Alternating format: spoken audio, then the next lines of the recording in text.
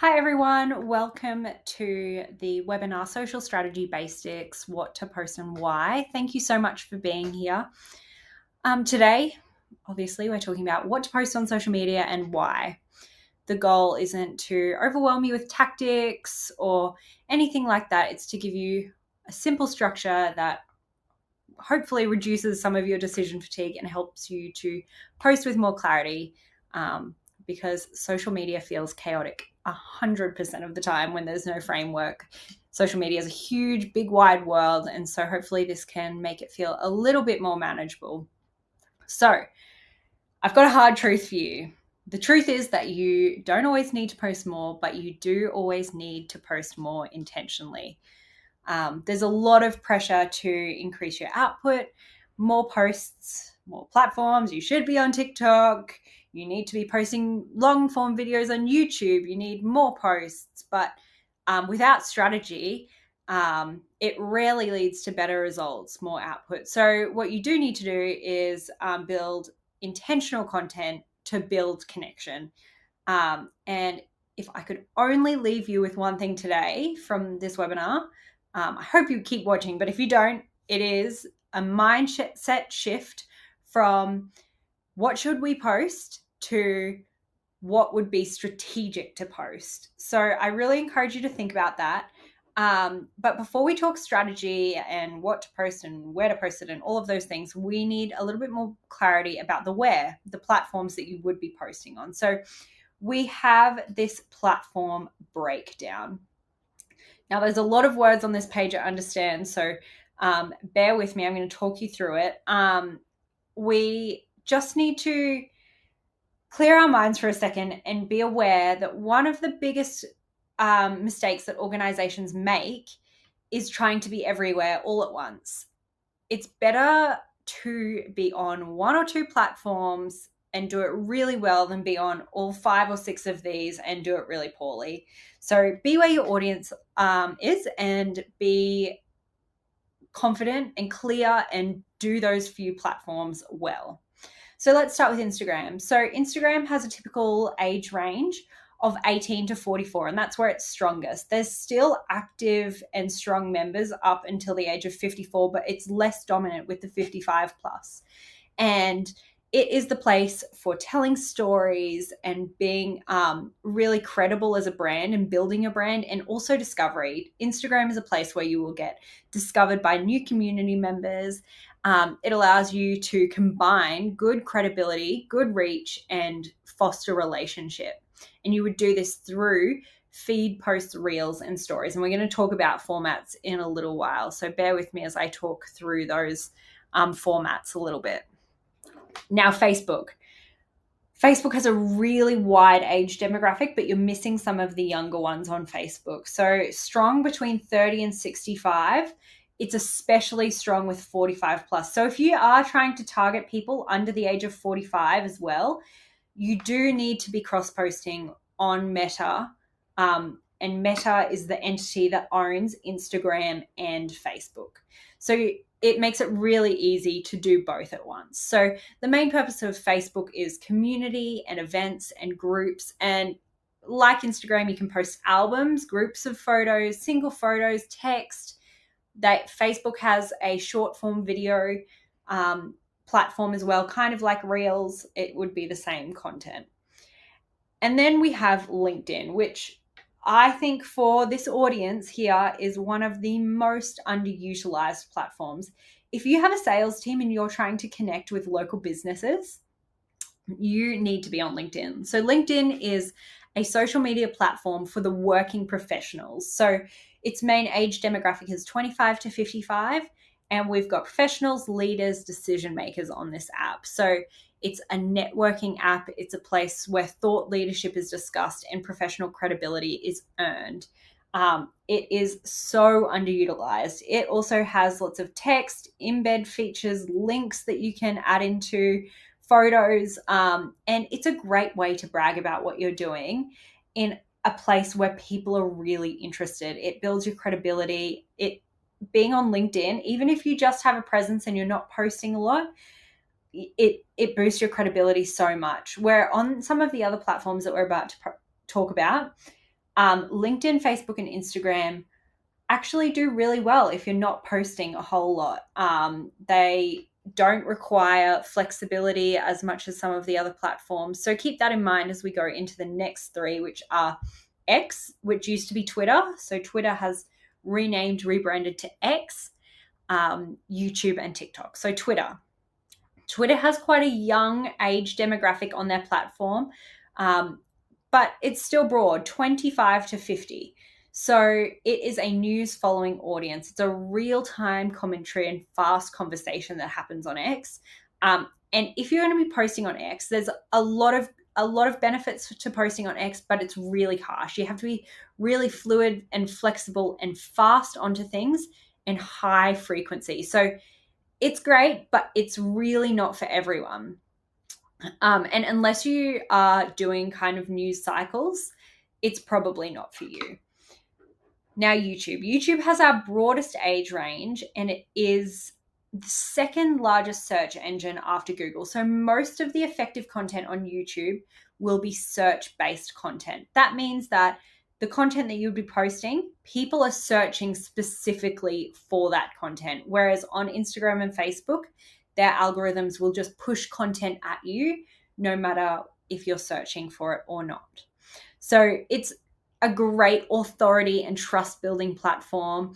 Obviously on YouTube is long videos, but they do also have YouTube Shorts, which is for our short form video. So I encourage you to utilize YouTube if you have long form video to post, but don't use it as any sole strategy, because YouTube will not necessarily grow your audience or your reach, but it will enhance your trust and reliability as an organization. Now, TikTok. I'm sure someone has told you in the last 3 years that you need to be on TikTok. TikTok is where the 16 to 35-year-olds live. And now I'm in this age demographic. I love TikTok, but I do not think that it is a necessary tool for most businesses to be using. So if you're not sure what TikTok is, it's short form entertainment and discovery and high organic reach potential. That's a lot of big words, but essentially what that means is TikTok can push your videos to the most people. If you want your content to be seen by the most people, put it on TikTok. But having said that, it does demand high levels of consistency. To do well on TikTok, you do have to be posting fairly consistently. And it requires also, there are some exceptions to this rule, but a level of fluency. You have to be able to move with trends and keep up with what everyone else is doing on the app.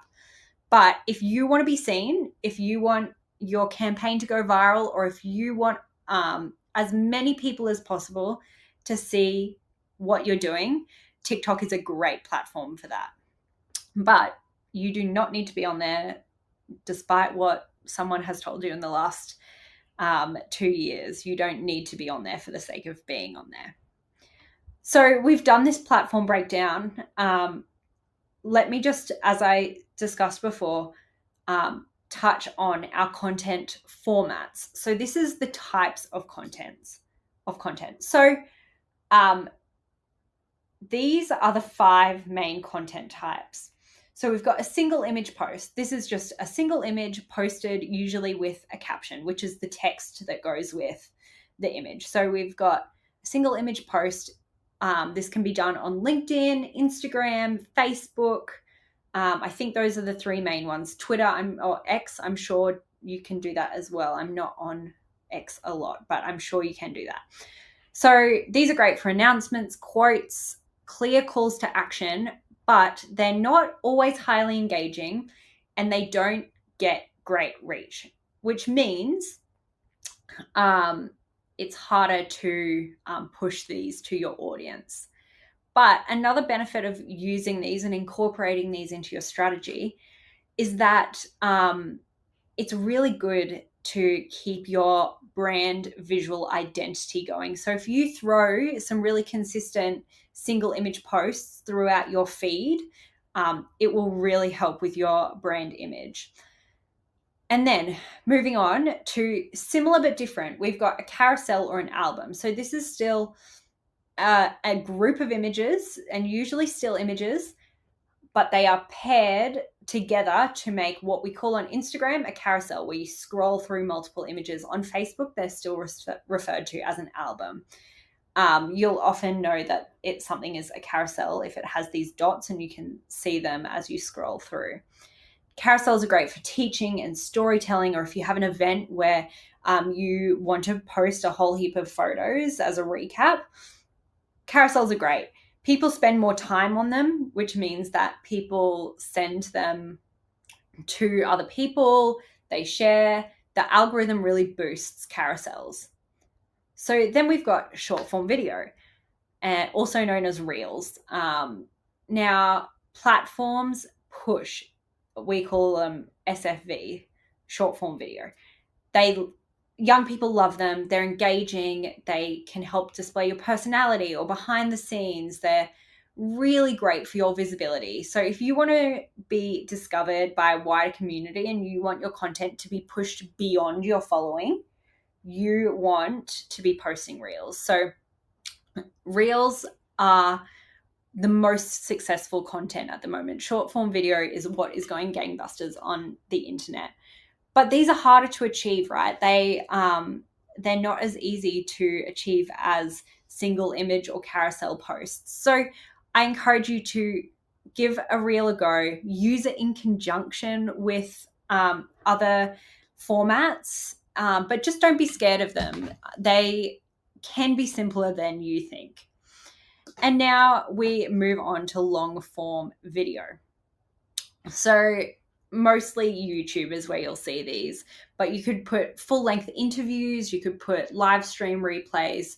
But as I said, long form videos don't always generate the reach, but they do build trust and credibility.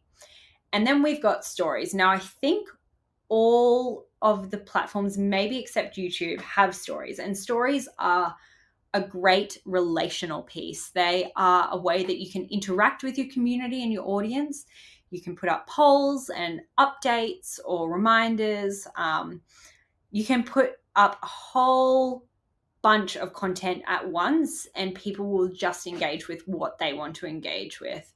You can do countdowns. It's a really fun, quippy, and conversational piece for your social media, but they are temporary. So they're not going to stay on your social page unless you add them to what we call a highlight, which, to be honest, a lot of people don't go back and look at. So they think of them as a temporary piece. They can be permanent if you choose for them to be that way, but if you think of stories as a temporary piece of conversation between you and your audience, that will be when you enter into the most effective use of stories. So I know there's a lot of information coming at you right now, but the thing that you need to remember is that the different formats serve different purposes. Single posts build presence, carousels build value, short video builds reach, and long video builds authority. Stories build relationships. So those are the things. Like if you think of it and try and rename it as presence, value, reach, authority, and relationship, you can really kind of hone in and think about which one of those you want to achieve the most, and then be able to focus on those as you're forming your strategy. Okay, we've said that word strategy. So we've talked about the platforms and the format. So let's move into strategy a little bit more. Social media strategy is a big, wide world, and you can make this piece as big as it can possibly be. But today, I think we just need to take it back to the basics and start to build a small strategy that can encompass your mission and your organization. So I have built a 3 strategy question. So when you go to post and form your online presence, I want you to think about these 3 questions. What's the goal? Who's it for? And what do I want them to do? So if you can't answer these 3 questions for your post, I want you to pause and zoom out a little bit. And then we talk about, are we serving through this post? Who are we serving? How are we serving? What are we serving? Just, are we serving? And then, are we connecting? Are we connecting one thing to another? Are we connecting us to our audience? Are we connecting our audience to a business? What is it that we're doing? What is it that we're connecting? Are we connecting others to businesses, others to us? Who are we connecting? Are we connecting? And then, are we inviting a next step? Because that could be another part of it. So are we saying donate to us? Are we saying like? Are we saying go follow this business? Are we saying send to a friend? What is the invitation step that we are offering to our audience? So I want you to think about those when you're forming your posts and forming your overall strategy. And then we come to what we have next is the pillars of our content. So we call these the content pillars. And this is where we talk about structure. So again, there's a lot of words here, but let me break it down for you. One of the biggest reasons that people get stuck in this is that every time they go to post, they start from scratch. They think, what are we going to post today? They don't have any framework. And that's where our content pillars come in. So I want you to think of your social media like a table. Think of your dining room table, for example. You've got the top. That's what you see the most. That's what people engage with. That's what people are leaning on and putting their drinks on, and just what you think of when you think of your table. But the content pillars are the legs of the table, and you want your legs to be even, don't you? Otherwise, your table will fall over, or it'll be rocky, or it just won't be a good table if your legs aren't even. So we've broken down these content pillars, and these are very vague ones, and you can take them and apply them to your business. I've implemented these into many businesses, and CMAA has our own content pillars, and they are exactly this. So feel free to take these and apply these to your business, or change them if you like. But what we've got is the core categories that your content consistently falls into. So you've got your pillars. So encourage is the first one. And you can make sure that your content falls into one of the following 4 pillars. So encourage, community, educate, and invite. So having these pillars makes sure that you're not only promoting, you're not only posting quotes, you're not only showing the behind the scenes, you're not only asking your audience for something. They create balance. So when we think, what should we post today? Instead, you think, okay, yep, what should we post today? But which pillar do we need to post into this week? Or which pillar do we need to post into today? So the shift reduces the overwhelm immediately, because if you haven't posted any invitations in a while, you can go, okay, well, we need to invite them to partner with us, or invite them to register for this event, or, oh, what about we do something for this concert that we've got coming up, or something like that.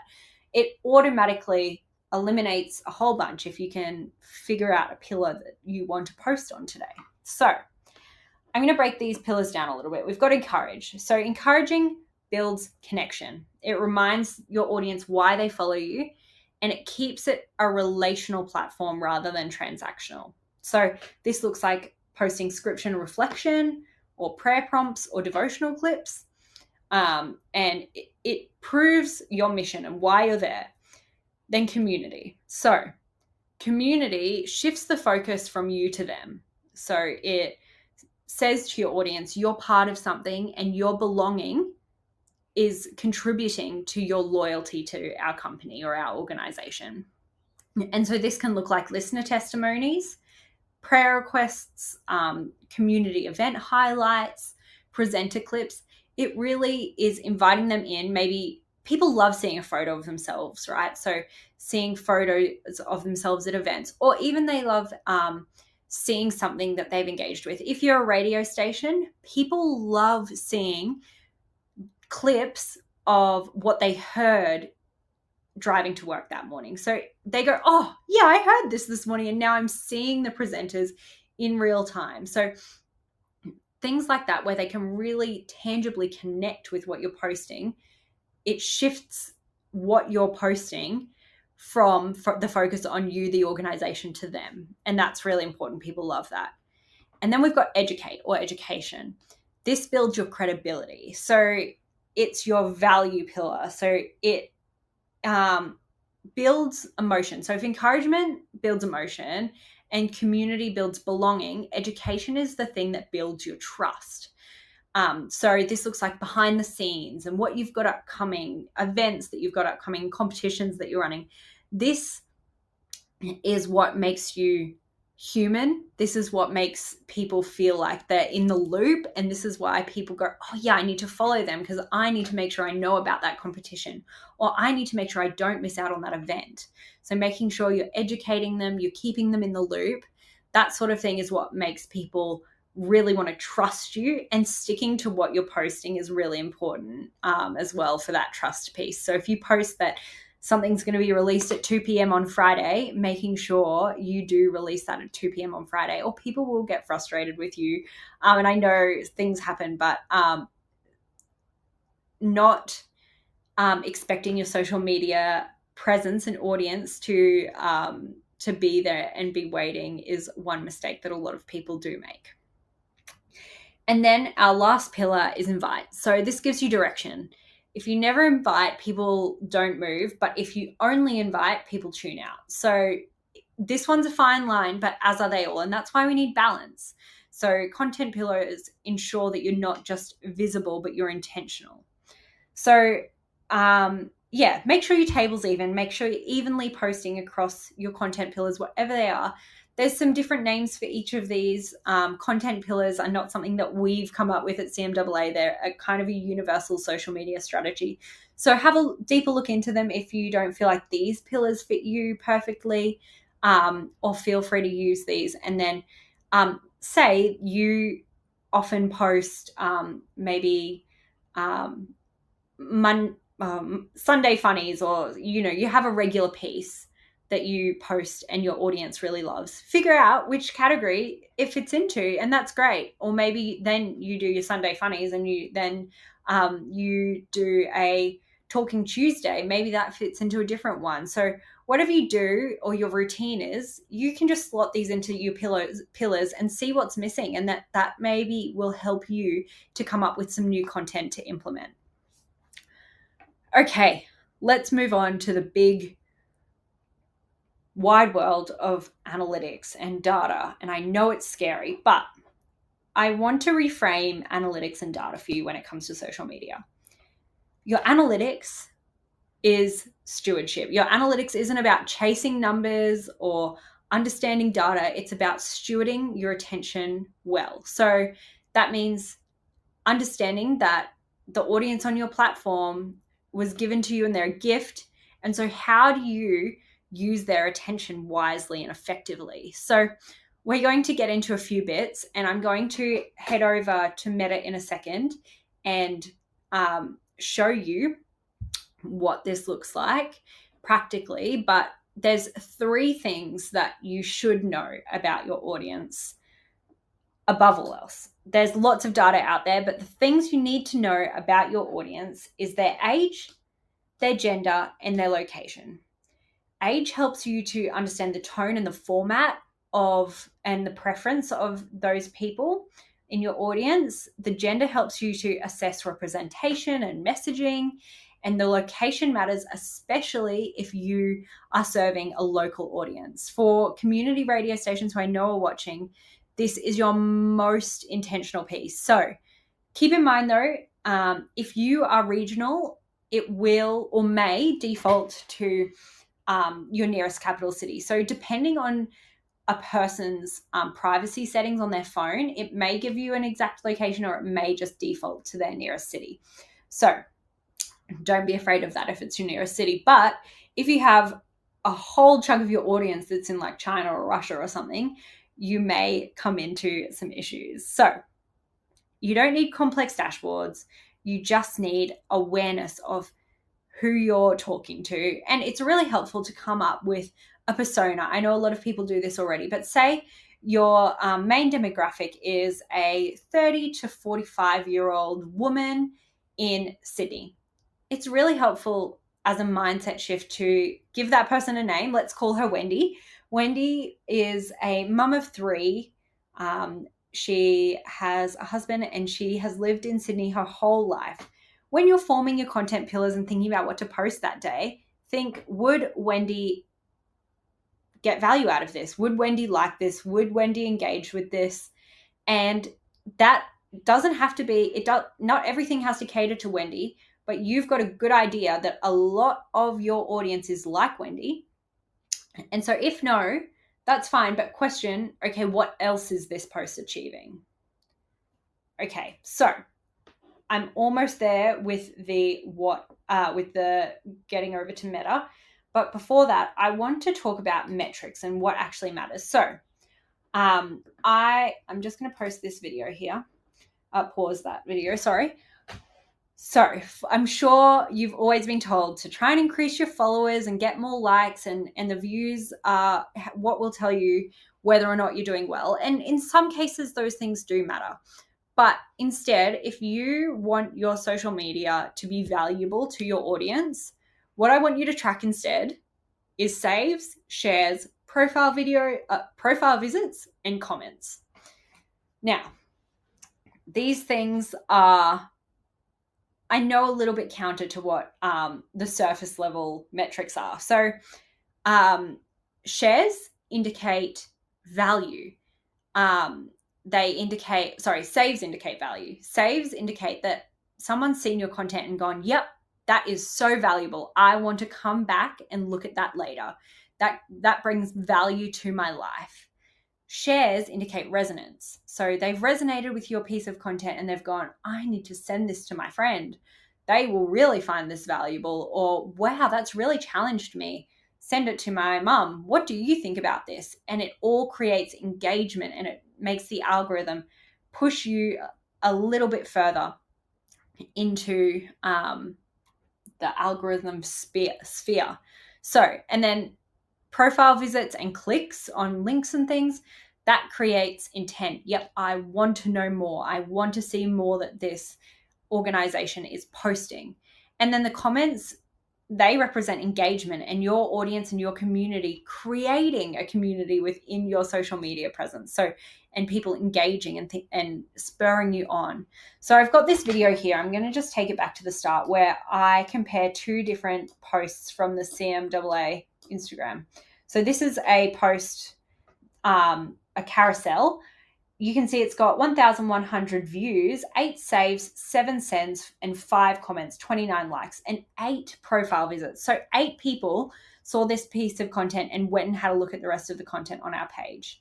And now we have the announcement that a concert has started, and that has 4,900, almost 500 views, but it has no saves, 4 sends, and 7 comments. So comparatively with the views, if we were just looking at views and likes, we'd say, okay, well, this post was more successful.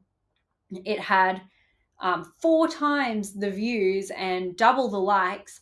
But when you really get into it and you look at the value that it created for your audience, we, CMAA, would value the audience engagement and saves and shares higher than we would the overall views, because we try and spur on our audience in their faith and challenge people and get conversations going. So that was a more valuable piece for us. Although both are valuable, neither was a bad post. You just measure them in different ways based on what we're trying to achieve. So we're trying to achieve conversation, community, challenging posts, and a range of different things. So yeah, that's just an example of how tracking different metrics can say different things. So we're going to head over to Meta now, and I'm going to talk you through some statistics. What we can see here is the Meta Business Suite. So if you've never logged into this before, you can just search Meta Business Suite on your browser and then you'll log into Facebook and Instagram, and this will pop up. This is the home screen. So you want to see this home screen, and there's a lot going on, and there always is on every dashboard that you'll have on the Meta Business Suite, but you want to come over to this Insights tab over here on the left-hand side. So click on Insights. And again, look at this absolutely wild dashboard with charts and percentages and so much to look at. But for now, we're just going to go over to the Audience tab. And this is exactly where it'll tell you who your personality profile is based on your audience. You can see all of your age, gender, and location statistics here. And just note that up the top here, this is the data for Facebook, but you can drop down and change it to Instagram too, and you can see that it changes slightly. So we'll keep it on Instagram. We can see that we have 59% women and 40% men here. And this is a very standard statistic. There's often more women on social media. So this is normal. Don't be scared if yours look similar, or even more women. And we can see that the majority of our people here are between the ages of 25 and 54. And there's a fairly even spread, a few more in the demographic of 35 to 44.